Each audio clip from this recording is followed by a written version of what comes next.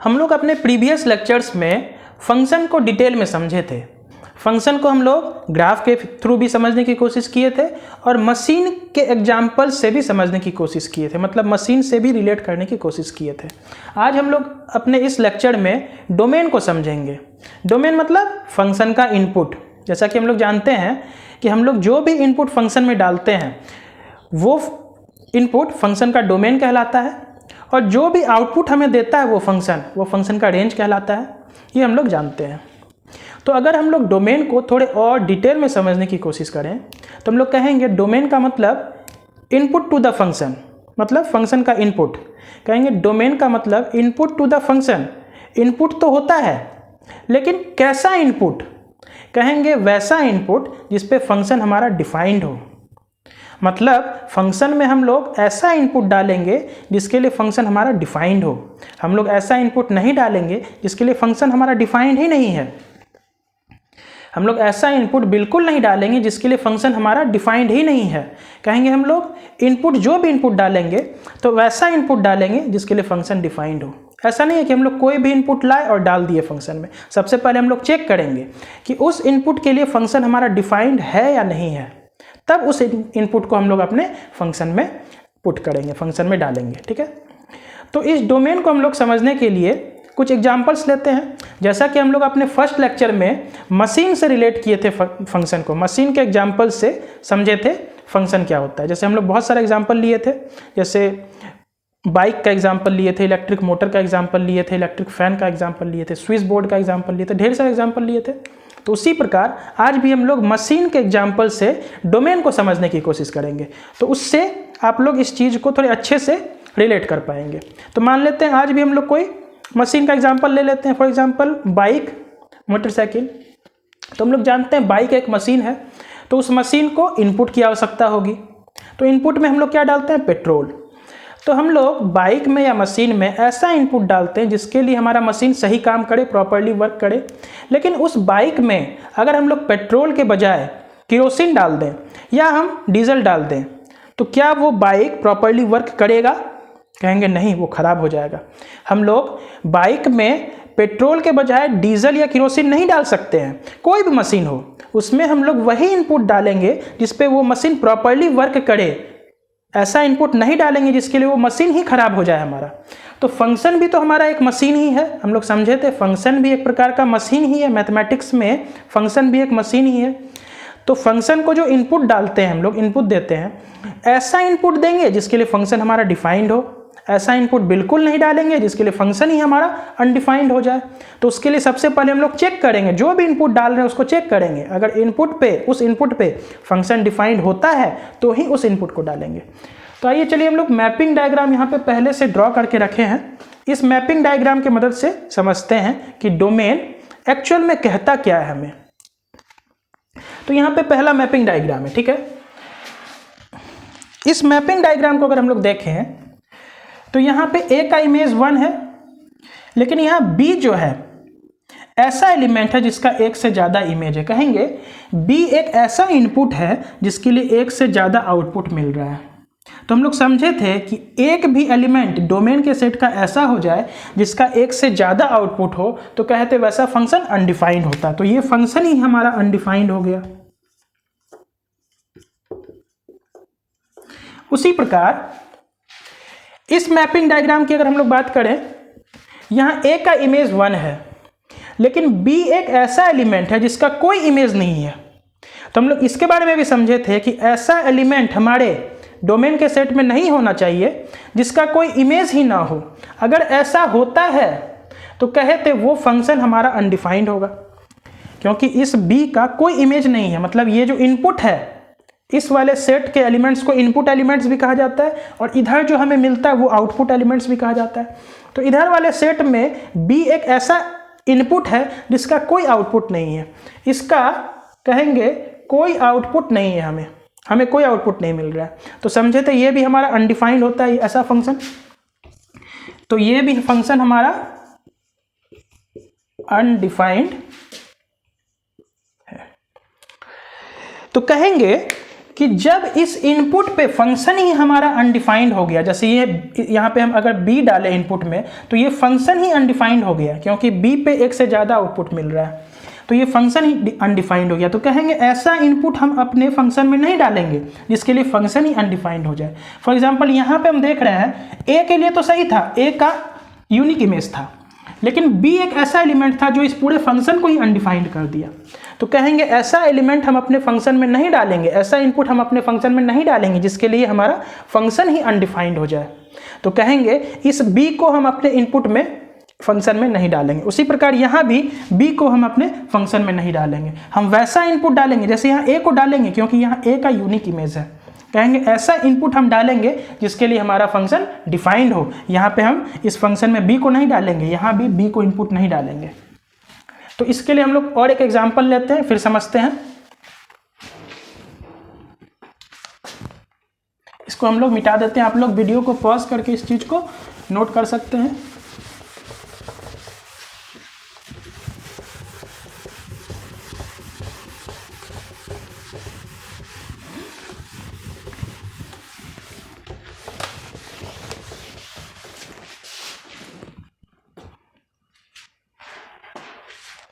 मान लेते हैं हमारे पास कोई फंक्शन है f(x) बराबर 1/x, f(x) बराबर 1/x।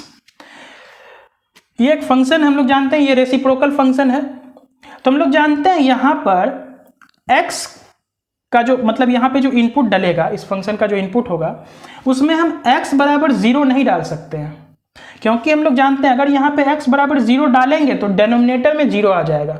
अगर डेनोमिनेटर में 0 आ जाएगा तो वो चीज़ अनडिफाइंड होगा, क्योंकि हम लोग जानते हैं मैथमेटिक्स में कभी भी डेनोमिनेटर में 0 नहीं आना चाहिए। तो कहेंगे कि इफ x बराबर 0 तो f ऑफ 0 मतलब ये फंक्शन इस 0 पर 1/0 देगा हमें, जो कि हम लोग जानते हैं क्या होता है, नॉट डिफाइंड। तो कहेंगे यहाँ पे हम लोग 0 नहीं डालेंगे, इस इनपुट में हम लोग 0 नहीं डालेंगे, क्योंकि 0 पे ये फंक्शन अनडिफाइंड हो जा रहा है, नॉट डिफाइंड हो रहा है। समझ रहे हैं ना कि 0 हम लोग यहाँ डाल नहीं सकते, क्योंकि मैथमेटिक्स में कभी भी डेनोमिनेटर में 0 नहीं आना चाहिए। 0 के अलावा यहाँ हम लोग कुछ भी डाल सकते हैं, मतलब दुनिया का कोई भी रियल नंबर यहाँ पे हम लोग इस फंक्शन में डाल सकते हैं सिवाय 0 के। तो अगर इस फंक्शन का हमसे डोमेन पूछा जाए तो डोमेन का मतलब इनपुट, ऐसा इनपुट जिस पे फंक्शन डिफाइंड हो। तो कहेंगे 0 को छोड़ के ये फंक्शन तो सभी वैल्यू पर डिफाइंड है, मतलब -∞ टू +∞ पे ये फंक्शन हर जगह डिफाइंड है सिवाय 0 को छोड़कर। तो इसका जो डोमेन होगा, वो होगा ऑल रियल नंबर्स, मतलब -∞ टू +∞ के बीच का सभी नंबर। -∞ और +∞ पे ओपन इंटरवल लगेगा, ठीक है, हम लोग समझेंगे ओपन इंटरवल को आगे। तो -∞ से +∞ के बीच जितना नंबर है रियल नंबर, सारा इस फंक्शन का इनपुट हो सकता है, क्योंकि सारे नंबर पे फंक्शन हमारा डिफाइंड है सिवाय 0 को छोड़कर। 0 पे ये फंक्शन अनडिफाइंड हो रहा है, क्योंकि 0 डिनोमिनेटर में कभी भी नहीं हो सकता है। तो कहेंगे इसका डोमेन जो होगा -∞ टू +∞ के बीच कोई भी नंबर हो सकता है, 1 हो सकता है, 2 हो सकता है, -5 हो सकता है, 1000 हो सकता है, 1 लाख हो सकता है, कुछ भी हो सकता है 0 को छोड़कर। तो इसको हम लोग ऐसे भी लिख सकते हैं, -∞ टू +∞ को हम लोग r भी लिख सकते हैं, r - 0। r का मतलब होता है ऑल रियल नंबर्स, r का मतलब -∞ टू +∞ मतलब ऑल रियल नंबर, ठीक है। तो इस फंक्शन का डोमेन क्या हो जाएगा, r - 0 मतलब ऑल रियल नंबर्स -0, मतलब 0 इसके इनपुट में हम नहीं डाल सकते। ऐसा इनपुट, डोमेन का मतलब ऐसा इनपुट जिसके लिए हमारा फंक्शन डिफाइंड हो। 0 पे ये फंक्शन अनडिफाइंड हो रहा था, लेकिन 0 के अलावा कोई भी इनपुट इस फंक्शन में डालेंगे अगर हम, तो फंक्शन को कोई प्रॉब्लम नहीं होगा, फंक्शन उस वैल्यू पर डिफाइंड होगा। तो कहेंगे यहाँ हम लोग कुछ भी डाल सकते हैं सिवाय 0 के, ठीक है। और एक एग्जाम्पल लेते हैं हम लोग और एक एग्जाम्पल लेते हैं, इसको थोड़ा छोटे में लिख देते हैं, नॉट डिफाइंड। इधर बगल में और एक एग्जाम्पल ले लेंगे।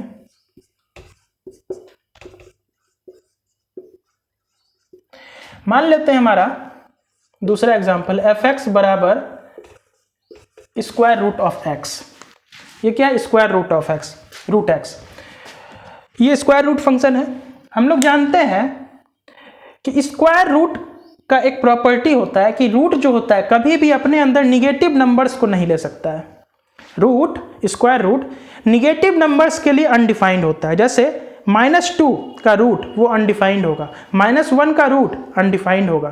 कोई भी निगेटिव नंबर्स का रूट अगर हम लेंगे तो वो अनडिफाइंड होता है। रूट अपने अंदर निगेटिव को नहीं ले सकता है, निगेटिव को छोड़ के, मतलब जीरो भी ले सकता है, क्योंकि जीरो अगर डालेंगे तो न्यूमरेटर में जीरो, कोई दिक्कत नहीं होगा। जीरो या जीरो से बड़ा कोई भी पॉजिटिव नंबर यहाँ हम लोग डाल सकते हैं, लेकिन निगेटिव नंबर्स को नहीं डाल सकते हैं। जैसे यहाँ डिनोमिनेटर में जीरो कभी भी मैथमेटिक्स में नहीं होना चाहिए, उसी प्रकार रूट के अंदर कभी भी निगेटिव नहीं होना चाहिए। यह भी मैथमेटिक्स का एक रूल होता है। जैसे डिनोमिनेटर में जीरो नहीं होना चाहिए, उसी प्रकार रूट के अंदर भी निगेटिव नंबर्स नहीं होना चाहिए। तो कहेंगे इस फंक्शन को डिफाइंड होने के लिए, for f(x) to be defined, इस फंक्शन को डिफाइंड होने के लिए हमारा x जो है वो ग्रेटर देन इक्वल टू 0 होना चाहिए। जीरो हो सकता है, इस फंक्शन में हम लोग इनपुट जो डालेंगे जीरो डाल सकते हैं, जीरो पे ये कोई प्रॉब्लम नहीं करेगा, क्योंकि डिनोमिनेटर में जीरो नहीं आ रहा, न्यूमरेटर में जीरो आ रहा है। न्यूमरेटर में जीरो तो डिफाइंड होता ही है, तो मतलब यहाँ पे हम जीरो डाल सकते हैं, पॉजिटिव नंबर्स भी डाल सकते हैं, लेकिन जीरो से पहले, मतलब जीरो से लेफ्ट में कोई भी निगेटिव नंबर, -0.1 का रूट, वो भी अनडिफाइंड है। तो अगर नंबर लाइन की बात करें तो नंबर लाइन पर हम लोग देखेंगे कि मान लेते हैं ये जीरो है हमारा, तो जीरो या जीरो से बड़ा हम लोग कोई भी इनपुट इस फंक्शन के अंदर डाल सकते हैं। जीरो के इधर हम लोग कोई भी इनपुट नहीं डाल सकते। अगर जीरो के इधर का कोई भी इनपुट डालेंगे तो उसके लिए हमारा फंक्शन ही अनडिफाइंड हो जाएगा, क्योंकि रूट निगेटिव नंबर्स के लिए अनडिफाइंड होता है। तो अगर इस फंक्शन की डोमेन की बात करेंगे, अगर इस फंक्शन के डोमेन की बात करेंगे हम लोग,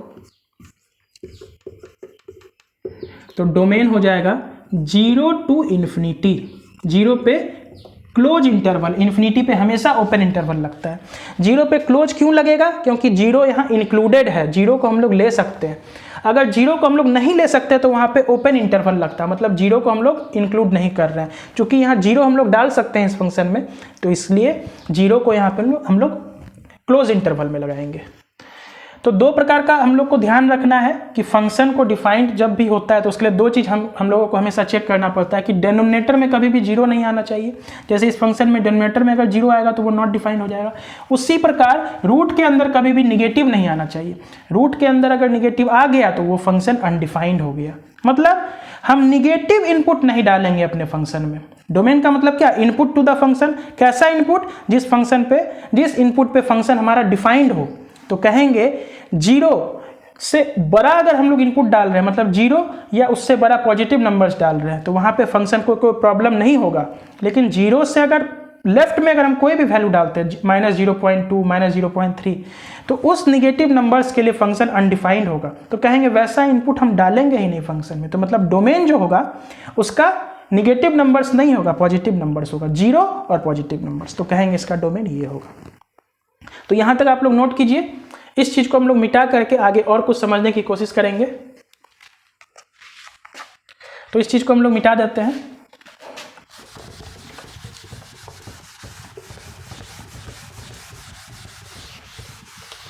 तो इस फंक्शन का यहाँ पे हम लोग ग्राफ बना कर देखते हैं। जैसे समझे, अभी हम लोग डोमेन के बारे में समझे कि वही इनपुट डालेंगे जिसके लिए हमारा फंक्शन डिफाइंड हो। तो इसका हम लोग क्या करते हैं, यहाँ पर ग्राफ बनाकर देखते हैं।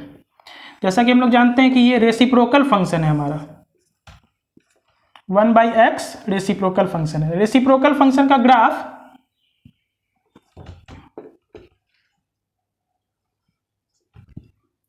हमारा ऐसा बनता है।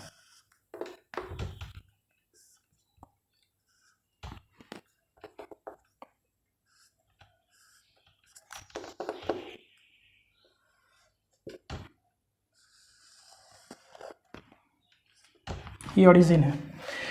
रेसिप्रोकल फंक्शन का ग्राफ फर्स्ट क्वाड्रेंट और थर्ड क्वाड्रेंट में ऐसा बनता है। ठीक है, तो हम लोग यहाँ पे देख रहे हैं कि इनपुट में हम लोग जीरो नहीं डाल सकते हैं। इस इनपुट में हम लोग जीरो नहीं डाल सकते हैं इसके फंक्शन में। तो जब हम लोग जीरो नहीं डाले हैं, जीरो को हटा दिए, इसका मतलब इसका जो डोमेन है वो ऑल रियल नंबर्स -0 है। तो जब इनपुट में हम ऑल रियल नंबर्स डाले हैं, मतलब सारा रियल नंबर्स डाले हैं सिवाय जीरो के, तो ग्राफ भी हमें उसी टाइप से मिलेगा, मतलब सारे रियल नंबर्स के लिए हमें ग्राफ मिलेगा, मिला भी है, यहाँ से स्टार्ट हुआ है ग्राफ इधर गया है। जीरो पे हमें ग्राफ नहीं मिला, क्योंकि जीरो पे क्यों नहीं मिला है, क्योंकि जीरो हम इनपुट में डाले ही नहीं है। तो आप लोग देखिए जीरो पे ये ग्राफ ये ऊपर चला जाएगा एकदम इन्फिनिटी तक, लेकिन कभी भी वाई एक्सिस को टच नहीं करेगा। इधर भी ये ग्राफ वाई एक्सिस को टच नहीं करेगा कहीं भी, ये एकदम इन्फिनिटी तक चला जाएगा ये ग्राफ, इधर भी ऊपर भी, लेकिन वाई एक्सिस को टच नहीं करेगा। क्यों? क्योंकि जीरो इसके इनपुट में है ही नहीं। तो रेसिप्रोकल फंक्शन का ग्राफ कुछ ऐसा बनता है, fx बराबर 1/x। उसी प्रकार अगर हम लोग स्क्वायर रूट फंक्शन की बात करेंगे तो स्क्वायर रूट फंक्शन का ग्राफ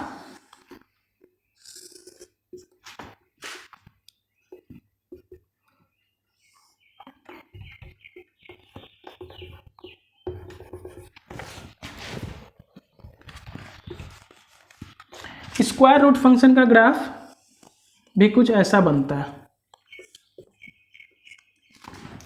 हम लोग देख रहे हैं कि ग्राफ जो है हमारा सिर्फ पॉजिटिव एक्स एक्सिस में मिला है, मतलब फर्स्ट क्वाड्रेंट में पॉजिटिव एक्स एक्सिस के लिए मिला है, निगेटिव में कोई ग्राफ नहीं है, मतलब ओरिजिन के लेफ्ट साइड में कोई ग्राफ नहीं है।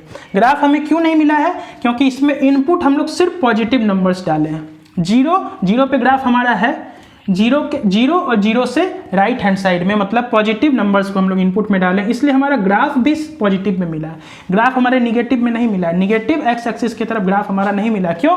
क्योंकि उसका जो डोमेन है, उसका जो इनपुट है वो पॉजिटिव नंबर से, तो इसका जो डोमेन है वो हमारा 0 to इन्फिनिटी। ग्राफ को देख करके भी हम लोग बता सकते हैं कि उसका डोमेन क्या होगा। जैसे इस ग्राफ में जीरो पे कोई ग्राफ नहीं है, इसका मतलब इसके इनपुट में जीरो नहीं होगा, तभी तो कोई ग्राफ नहीं है। तो कहेंगे इसके ग्राफ को भी हम लोग देख के बता सकते हैं कि पूरे रियल नंबर्स पे ग्राफ है सिवाय जीरो पे नहीं है, तो all real numbers minus zero. यहाँ पे हम लोग देख रहे हैं ग्राफ यहाँ से स्टार्ट हुआ इधर गया है, मतलब इसका डोमेन 0 to इन्फिनिटी हो जाएगा, निगेटिव नंबर्स में नहीं होगा। तो आज हम लोग डोमेन को समझने की कोशिश किए हैं एग्जाम्पल से, कि डोमेन का मतलब इनपुट होता है किसी भी फंक्शन का, लेकिन वैसा इनपुट जिसके लिए हमारा फंक्शन डिफाइंड हो। अपने नेक्स्ट लेक्चर में हम लोग आगे कंटिन्यू करेंगे। तो आज का लेक्चर हमारा यहीं तक समाप्त होता है।